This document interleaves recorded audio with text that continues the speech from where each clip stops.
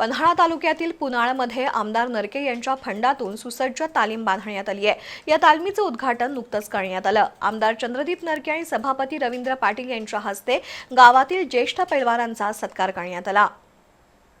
आमदार चंद्रदीप नरके यांच्या फंडामधून पन्हाळा तालुक्यातील पुनाळमध्ये यशवंत तालमीची इमारत बांधण्यात आली आहे। या तालमीचं उद्घाटन आमदार चंद्रदीप नरके यांच्या हस्ते आणि पन्हाळा पंचायत समितीचे सभापती रवींद्र पाटील यांच्या उपस्थितीमध्ये झालं।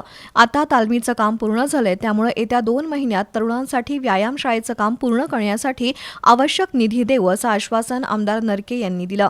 गावच्या विकासासाठी पंचायत समितीमधून जेवढा निधी उपलब्ध करून देता येईल तेवढा आपण देऊ असं पन्हाळा पंचायत समितीचे सभापती रवींद्र पाटील यांनी सांगितलं। रवी चौगुले आणि पुनाळ तिरपण धरण संस्थेचे चेअरमन मारुती पाटील यांनी मनोगत व्यक्त केली। यावेळी आमदार नरके आणि सभापती रवींद्र पाटील यांच्या हस्ते गावातील ज्येष्ठ पैलवानांचा सत्कार करण्यात आला।